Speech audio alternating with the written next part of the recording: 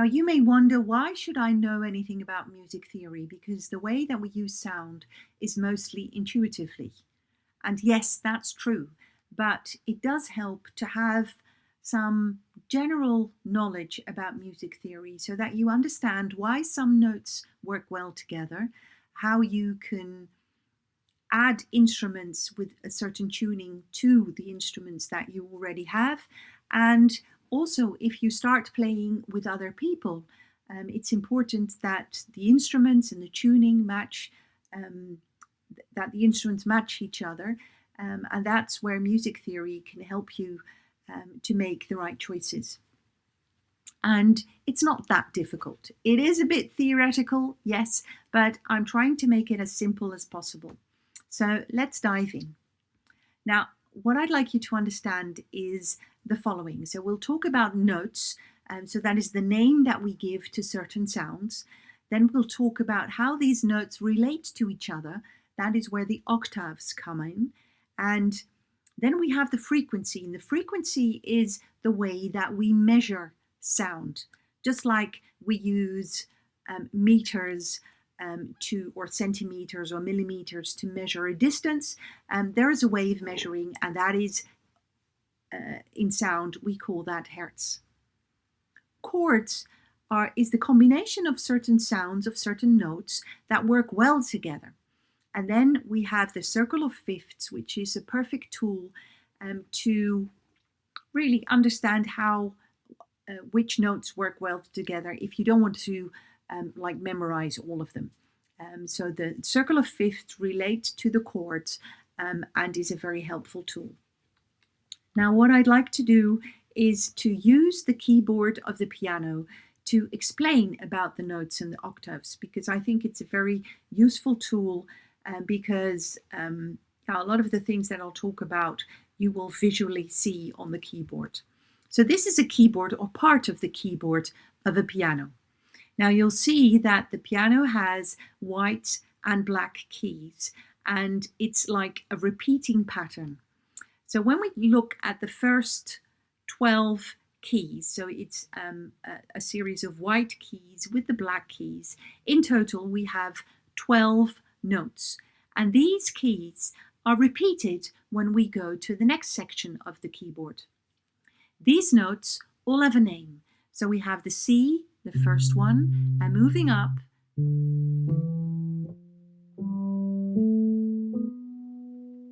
all of this together with the black notes, black keys, is an octave.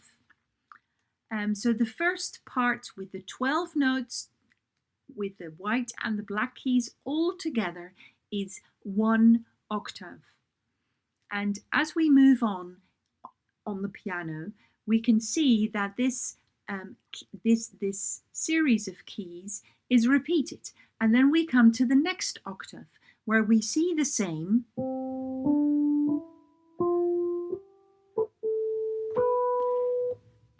notes as the previous octave, the C on the first octave and the C of the next octave. It's the same note, except it's a bit higher.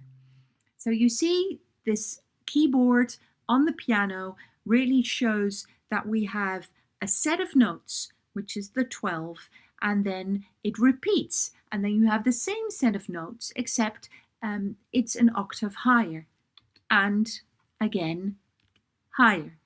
So on the piano, you will see like the third octave, the fourth octave, the fifth octave. On the piano, it starts from the first octave. Usually with the, for instance, with the singing bowls, we will work between the third and the fifth octave. Le gongs will go lower. But important to know is that we have this set of notes, which is 12 notes, and it keeps repeating. So it's the same, the C and the C from the third octave and the C from the fourth octave, they go very well together. It's the same. All right. Now we give a name to these notes so that we could talk about them, right? That just like we give words to things. So the first note is a C, and the one next to it is a D, and so it goes on until B. In different areas of the world, there is a different way of naming these notes, and which is do, re, mi, fa, sol, la, ti, do. It's the same notes, it's just a different name. So whether you talk about do, re, mi, or you talk about C, D, E, it's the same notes. It refers to the same thing. Now, then I'd like to talk about the black notes of the keyboard. So the black notes are called sharp notes with this hashtag, or flat notes with this kind of, B kind of symbol. And whether it's a sharp note or a flat note depends where you're coming from. So if you come from the C, which is the first white note on the keyboard, and then you go slightly higher, so a higher note, it will be a sharp note. And because I am coming from the C, and the sharp note will then be a C sharp. If I come from the second white note, so this is the D, and I go slightly lower to the flat note, from the second white note to the first black key, second white key to the first black key, then it's the D, but slightly lower, which would be a D flat. So a D flat and a C sharp is actually the same key on the keyboard. It just depends on where you're coming from. And then this is the way that you could look at it. So we have the normal notes on the white keys, C, D, E, F, G, A, B. And then we have the name of the notes on the black keys, which could either be a flat note or a sharp note, depending on where you're coming from. And again, we have the 12 notes, which is 1 octave. And this all repeats if you move to the next section on the keyboard. Now, I told you that I would also like to talk about the hertz. And the hertz is the way that we measure the notes. So here you see this overview of notes from A1 until G sharp 8. So this is the 8th octave, very high, from the first octave, very low. The first octave with the A1 is measured in 55 hertz. So that means that if you use a tuning app, there are different tuning apps, and I'll share that with you on the platform. But so if you measure a note and it shows 55 hertz, that's the equivalent of an A1, which is the name of the note. And then the interesting thing is that if you move from the 1 octave to the second octave, you will see that the hertz doubles. So the A1 compared to the A2 is double the hertz. So the A1 is 55 hertz. Then we go to the A2, which is 110 hertz. The A3 is then 220 hertz. And the A4 is 440 hertz. So the relationship between the 1 octave and the next octave is in hertz, it's that it doubles. So from octave 1, the note, you have double the hertz in the second octave, and then again double in the third octave, and so on. Lower hertz means lower notes. Higher hertz means higher notes. Now, there's another thing that I would like to share here is about the 440 hertz. So the whole idea of 440, and sometimes we talk about 432, it's just the kind of agreement where we start measuring. So for normal tuning, the normal tuning is when we say that the A4, so the note A4 is the equivalent of 440 hertz. That means that all the notes are measured with this as a starting point. Now, if you, there's no problem to use a different tuning. So if you want to use the 432 hertz, which is sometimes used, that means that there's just a different baseline. So the A4 is then not 440 hertz, but is 432 hertz, which means that if you look at, like, you double, every time we double the hertz when we go from the one octave to the other octave. So if we move from 440 hertz, which is A4, and we want to know what A3 is, we take half of this, which is 220, which is A3. If we say A4 is 432 hertz, then the A3 would be 216 hertz. So it's a slight difference. Instead of 220, it's 216.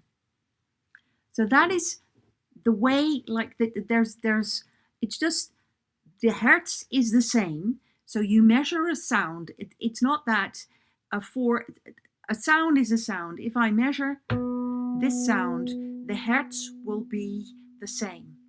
But the name that we give is different depending on what we choose as a baseline. So this note is not different in 432 hertz or 440 hertz. It sounds the same. But if I measure it, if I want to name it, then it would be a slightly different name. So it could be off a bit when we go from 440 to 432 hertz. So that means that there will be, as you see between the hertzes, there's a difference between one and the other note. So there's a number of hertz in between. And then if we use a different tuning, there will be, like you can say there, it would be slightly from a difference from the from a specific note. So that's where the cents come in. We're not going to talk about that here, but that's what you will see in singing bowls. If you use exact tuning with the hertz, then you will see, for instance, a singing bowl which is an E3 minus 20. So that means it's 20 cents off from the pure tuning of an E3. And again, that depends on which baseline you use, 440 or 432. Going on, so here we see the keyboard that I've talked about with the octaves, and we see that reflected, so look at the colors, reflected in the overview of the hertz. So you see the third octave is the gray bit, so that is from 131, so that which is the C1, until the C3 until the B3. That is the gray area. Then we have the orange area, which is from the C4 until the B4, which is 262 hertz to 494 hertz. And then we have the turquoise, which is again reflected from C5 until B5, which is again higher in frequency in hertz. So this is a way that you can see how the notes translate to the octaves and to the keys on the keyboard, just as a visual tool to help you understand how it all relates to each other. Now, I talked about tuning apps, and this is a screenshot from one of the tuning apps that you could use. First of all, if you use a tuning app, you must make sure that the tuning app is set up to the tuning that you want to use. So in general, most tuning apps will have the default setting to 440 hertz. If you want to change that to 432, you can do that. Then you go to the settings and change it to 432. Because the whole point of this tuning app is to do two things. One, it will give you the exact hertz, and 2, it will show the note that it corresponds to. So if we look at this, we have the 440 hertz, and it measures the up to 116 hertz, and that corresponds with an A sharp in the second octave. And all this you can see here on the screenshot of the tuning app. There's this little 5 cents symbol in the middle as well, and that is where you see that this note is like 5 cents off, so it's 5 cents above the official A sharp in the second octave. And then when you look at this, so again here is what to look at in the tuning app, and then you will see that this corresponds. So this is like, here it says 117 hertz, that's just 1 hertz off, so it's like somewhere in the middle, but it's the A2, that's where it corresponds to. So you see, it's all linked to each other. Moving back from the keyboard and the series of 12 notes and the octaves, which is the same 12 notes, just a slightly higher. And then we see the relationship between all the notes and the frequencies, where the one octave and the other octave is just the double, the double number of the hertz that you're measuring. And then, lastly, I would like to share this very helpful tool. This is the circle of fifths. So this is a circle where you see all the 12 notes that we have on the keyboard. So it starts with G, with C, G, and then we go clockwise. All the notes, the pure notes, and then we use the higher notes, the higher notation in sharp, but it could be also in the flat, it's the same. Those refer to the black keys. And the trick with this circle of fifths, why is it a very helpful tool, is that when you want to know which notes work very well together, you can select any note on the circle. And for instance, if we use the C, and then you take the note next to it, which is the G, and then you can add 3 notes, and then we come to the E. So we have the C, the G, and the E. And those work perfectly together. This is a major chord. C, G, and then E. If you do the same, so you get 2 notes next to each other, so again the C and the E, and you want to have a minor chord, which is like slightly more melancholic, then you go 3 back. So instead of going to the E, then you go 3 from the C, 1, 2, 3, and then we're at the D sharp.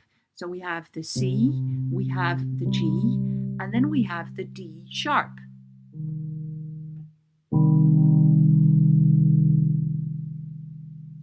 So both are C chords. One is the major. It's kind of the major, what we call the happy chord. The minor is what we call the more melancholic chord. So this is what this circle of fifths can help you do. So you can choose any. For instance, if we choose the A, we choose the A, and we the next one besides the A is the E. These go well together, and then we choose the one that is +3, 1, 2, 3.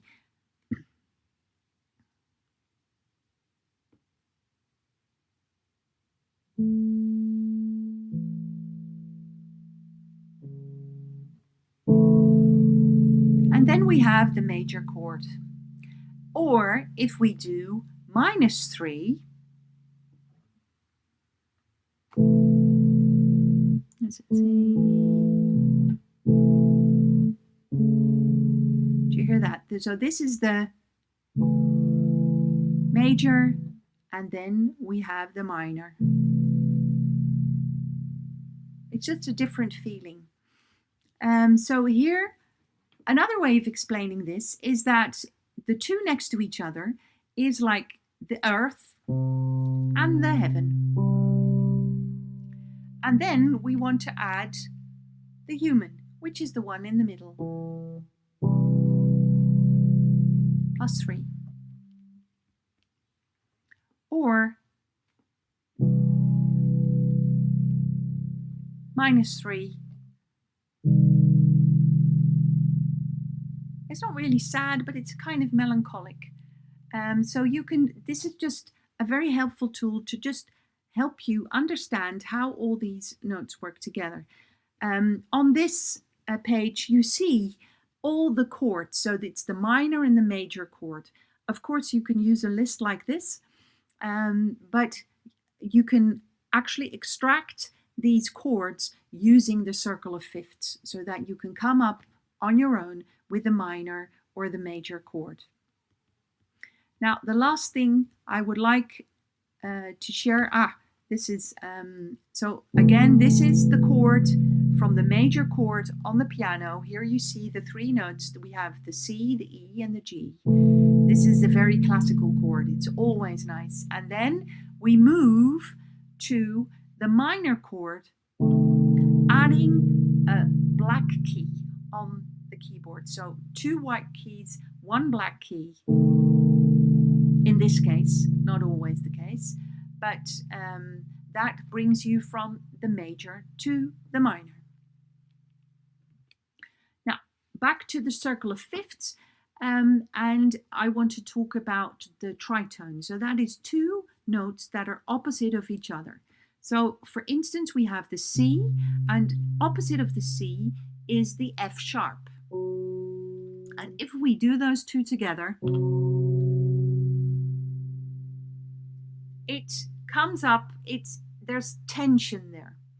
So it doesn't really sound nice. And when there's tension, the tension wants to be resolved. And that means that you can resolve the tension if you move to the next key.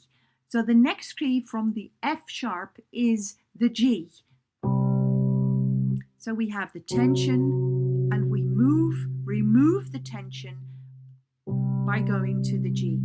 And then when we look at the keyboard, here we have the tension with the C and the F sharp, which is the black note, the black key. And then we move 1 note forward towards the G. And that is where the tension is resolved. So, all in all, this was a slight foundation in music theory, hoping for you to understand the naming of notes with C, D, E, F, G, A, B, or Do, Re, Mi, Fa, Sol, La, Ti, with understanding that there's octaves, so there's a series of 12 notes that repeat each other, and then you can use the visual image of the keyboard of the piano, where we also looked at the regular notes and then notes that are slightly higher, slightly lower. Slightly higher is what we call the sharp notes, slightly lower is what we then call the flat notes. Again, these are the same notes. It all refers to the black keys on the keyboard. We talked about the hertz, which is the way that we measure, and the 440 hertz, which is just the agreement that we say A3 is 440, which could be changed to A3 is 432, which just means that you have a slightly different frequency for the naming of notes. I showed you a screenshot of the tuning app where you can see what the tuning app then shows you, the hertz, the name of the note, and the octave. And you understand that from one octave to the other octave, the frequencies double. So you have 110 hertz, which then becomes 220 hertz, which is all the same notes all A, but then higher. And then I talked about the chords, where we have in general the major chords, which are like the happy notes, always happy, uplifting, and the minor chords, which are more melancholic, and that you can move from one chord to the other. Also in a sound bath, you can use move from one to the other, changing the mood a bit. And I showed you how two notes don't go together if they're opposite, but how you can use this tension, but don't stay there, because we want the tension to be resolved, and how you can resolve it then by moving one note further.